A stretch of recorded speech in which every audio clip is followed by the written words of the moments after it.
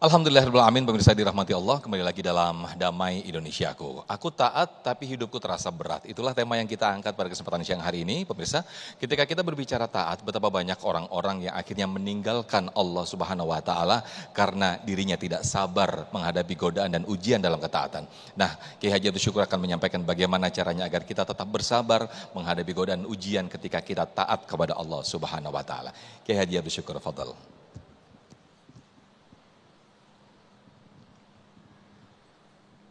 Bismillahirrahmanirrahim. Assalamualaikum warahmatullahi wabarakatuh.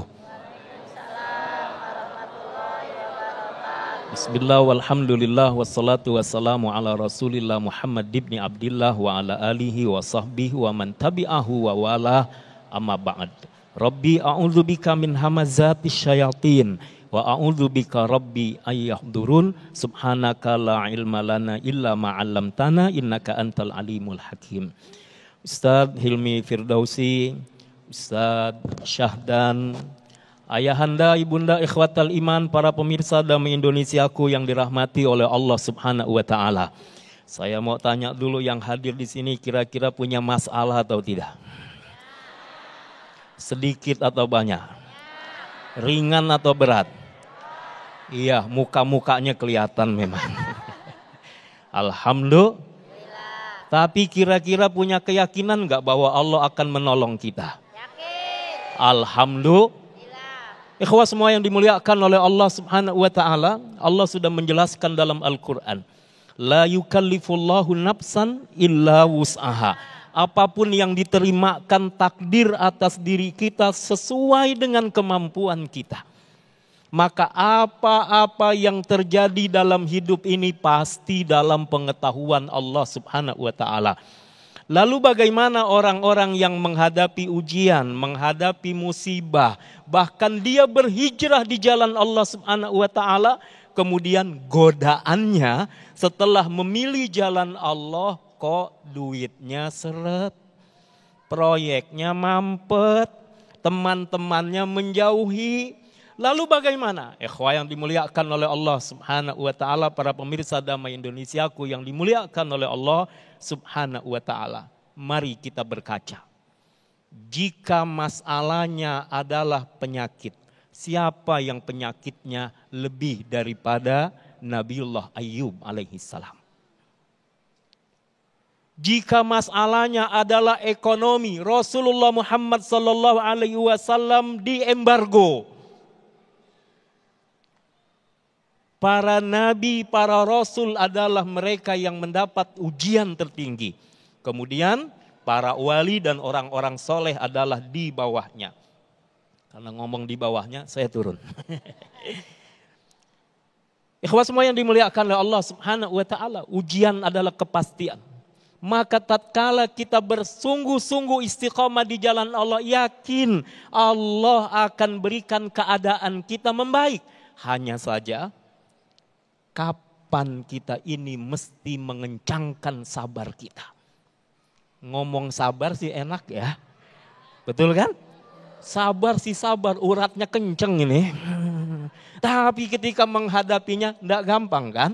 Kadang-kadang kita tidak kuat. Begini, menggali sumur itu melewati proses, melewati tanah, melewati bebatuan, melewati pasir, melewati tanah liat, baru dapat air yang jernih.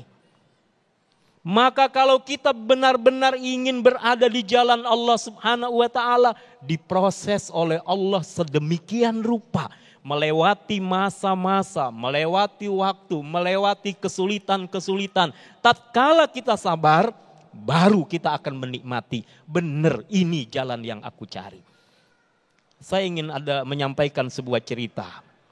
Ketika ada seorang yang dia berada di jalan Allah, dia tinggalkan ribanya. Dia tinggalkan proyek-proyek yang tidak benarnya. Kan gampang, hari ini banyak orang bermain angka-angka. 6 itu gendutnya di bawah, tapi kadang-kadang dipindahin ke atas.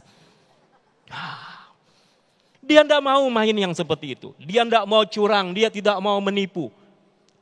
Tapi kebutuhan rumah tangganya tidak bisa terbendung.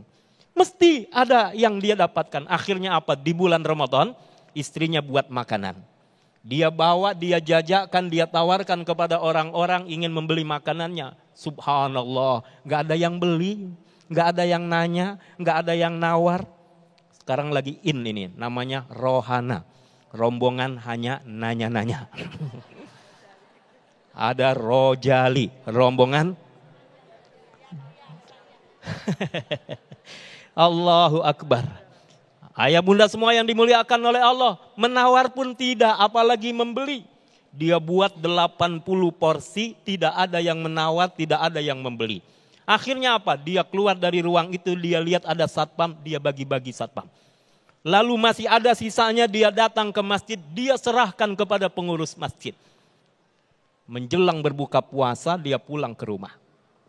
Istrinya senang ngelihat. Kenapa? Karena dagangannya habis. Istrinya senang, suaminya dak-dikduk. Kenapa? Tidak membawa hasil.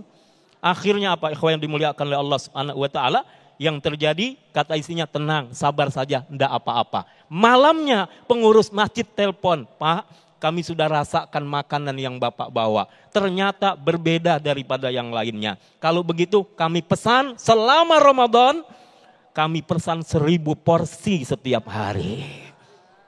Allahu Akbar, kami nggak punya modal. Kata yang telepon, tenang, dikirim langsung 100%, bukan lagi DP.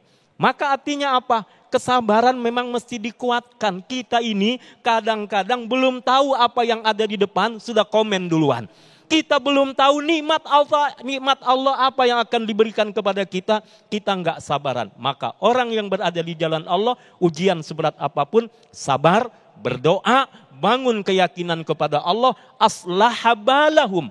Dalam surah Muhammad ayat 2 Allah ingatkan, orang yang menjaga walladzina amanu wa amilus salihat wa amanu bima nuzzila ala Muhammad wa huwal haqqu mir rabbihim kaffara anhum sayyiatihim wa aslaha balahum, keadaannya akan dibuat baik oleh Allah Subhanahu wa taala. Masya Allah, terima kasih Kiai Haji Abdul Syukur yang telah memberikan sekelumit kisah nyata bagaimana kita mengencangkan kesabaran kita, maka insya Allah kenikmatan dibalas oleh Allah dengan berlipat-lipat ganda. Masya Allah.